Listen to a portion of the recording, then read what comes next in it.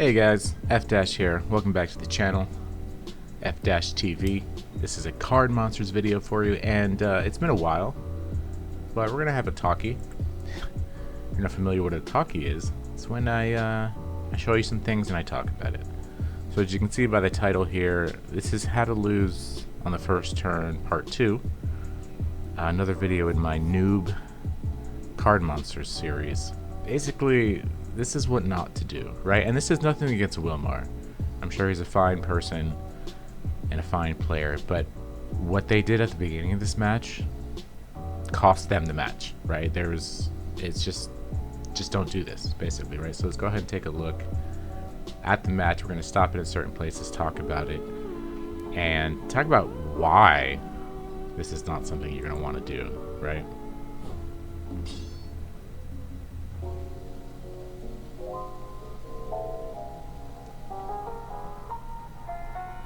Okay, so here's the match, and I'm gonna pause it right here. Excuse me. So what's gonna happen here first turn is that Wilmar's gonna skip, and that's basically gonna cost him the match, right? They're gonna skip, and then on turn 2 they're gonna sack a card. This card right here. Well, you can't see what it is, but that troglodyte thing. And I just don't think there was a reason to do it, right? So let's go ahead and play. So you'll see here, here's a skip, right? And so he lost a card. He lost a card already. Probably one of his better cards. And this is my card that I dropped. I don't need to skip. And you guys know I have nothing against skipping. Most of my decks utilize skipping, so it's nothing like that. It's just there was no need to have skipped, really. When you want to skip with a purpose, right? So, okay, he didn't want to drop one of his cards, but he had a sack there, right? So that you didn't need, it's just let's keep going.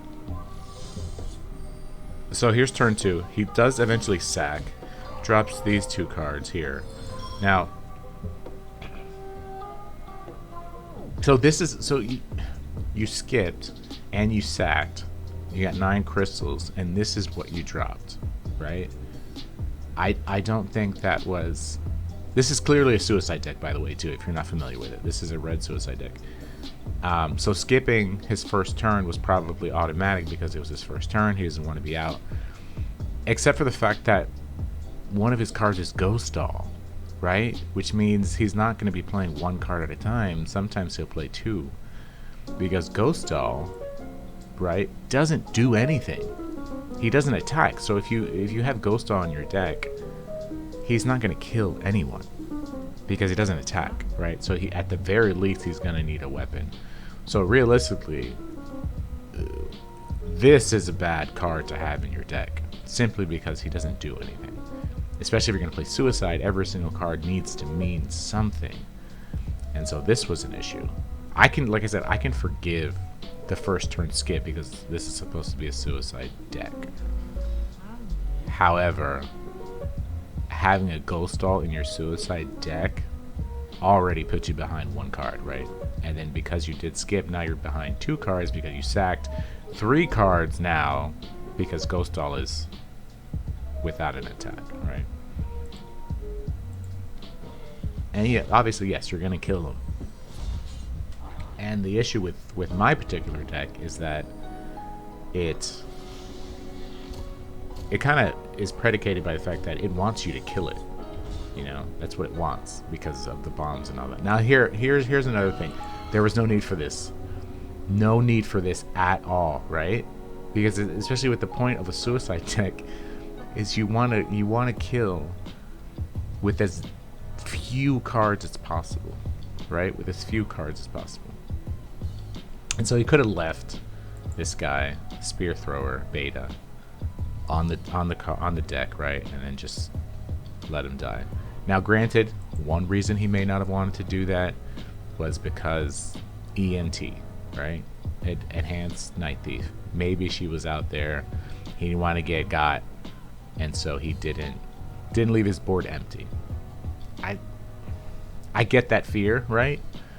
But at the deck strength that we're at, right, like 4,500, I really don't think that's a huge issue. But again, so what happens is obviously that guy's Sphere Thrower is going to die, and then Cat Knight, who did nothing except with a human shield, right, ended up dying for nothing.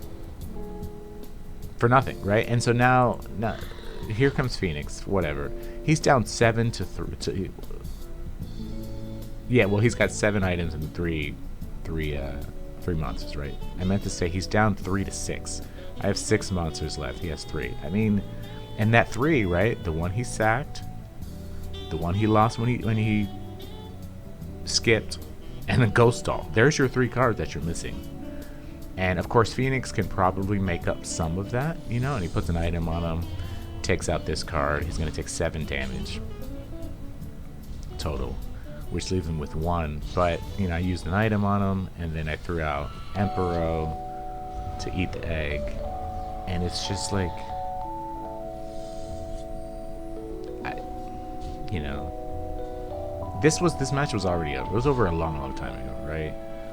And we don't even need to see the end, but I'll show you the end in case you're one of those people that, oh, you have to show me the end. But just to show you that that first turn really messed him up, you know.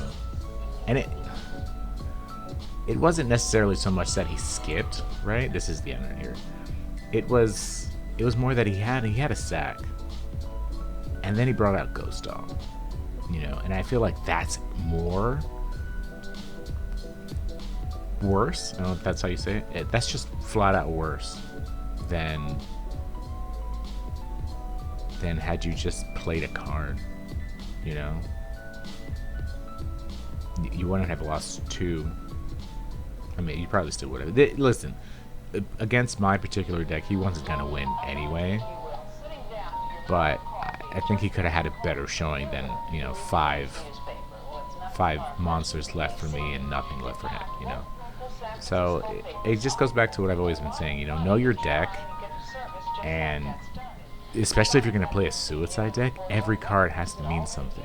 And don't have a deck with Ghost Doll in it, because Ghost Doll doesn't mean anything. He is complete trash. He's completely worthless. You know, don't have him in your deck. He's just not going to do you any good. I just noticed his replay, at least when I have it paused here, shows 2 sparrows. I only have 1 sparrow in this deck, as you can see. But yeah, so that's what I wanted to highlight. Just, you know your deck, know how it's supposed to be played. Have cards in it that do something.